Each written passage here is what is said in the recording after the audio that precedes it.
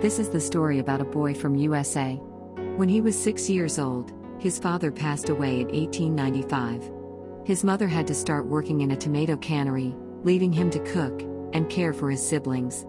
Life hit him hard at a very young age, and because of the difficult situation he faced, he had to work at a farmland at the age of 10. When he was in 6th grade, he dropped out of high school and left his home. He started working as a painter of horse carriages at the age of 12. When he was 16, he faked his age to enlist in the U.S. Army. After being honorably discharged a year later, he started working as a railway laborer and studied law at the nearby university, until he ruined his legal career by getting into a fight in the court. He was forced to move back in with his mom and get a job selling life insurances. But he was fired after some time for not following orders.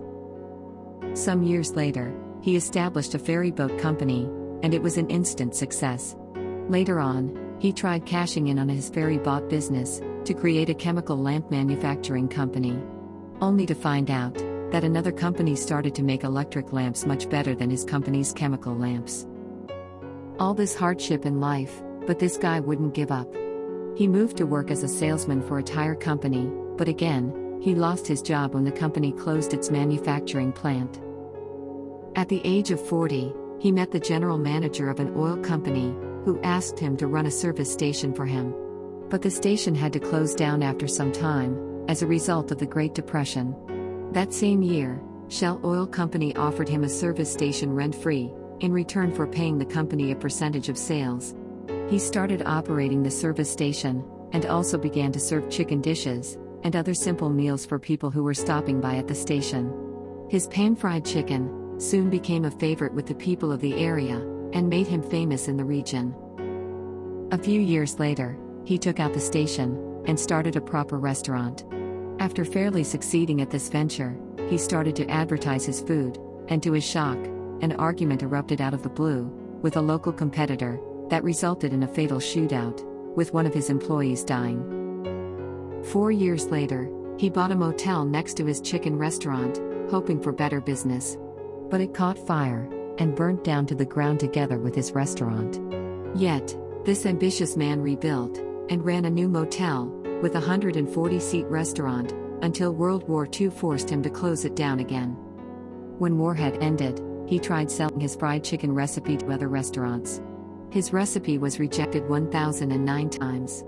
Then finally, in 1952, he sold his secret recipe of fried chicken for the first time to the operator of one of the city's largest restaurants. It quickly became a hit, and as a result, several other restaurant owners franchised the concept and paid him 4 cents per chicken. However, good times didn't last very long. His own restaurant was crippled when an interstate highway reduced customer traffic. He sold his restaurant and was left only with his savings and $105 a month from Social Security. So finally, he pursued his dream to franchise fried chicken concept nationwide and traveled the USA looking for suitable restaurants. He opened a new restaurant and a company headquarters in 1959. He often slept in the back of his car. He visited many restaurants, offered to cook their chicken, and if the owners liked it, then he negotiated a franchise right. In 1960, at the age of 71, he was just getting started. After years of rejections, failures, and misfortunes, Colonel Sanders' franchisee approach became the highly successful Kentucky Fried Chicken. KFC was one of the first fast food chains to expand globally, opening outlets in Canada, UK, Mexico and Jamaica by the mid-1960s. Colonel remained the company's symbol after selling it in 1964. He traveled over 400,000 kilometers a year, visiting KFC restaurants and delighting customers around the world. At the age of 90, Colin L. Sanders passed away. At that time, there were around 6,000 KFC locations in 48 different countries. In 2019, there were 22,621 KFC restaurants worldwide. If you are overwhelmed by rejections or discouraged by setbacks, remember the story of Colonel Sanders. A 6th grade dropout, fired from multiple jobs, ruined his legal career, set back by the Great Depression, fire, and World War II, and yet he became the world's most famous cook after reaching the retirement age. Colonel Sanders, the creator of one of the largest fast food chains in the world, was many things, but above all, he was a great success story.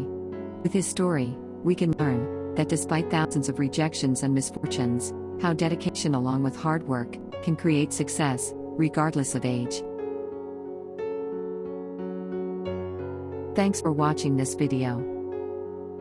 Please like and subscribe, because more incredible content is on the way.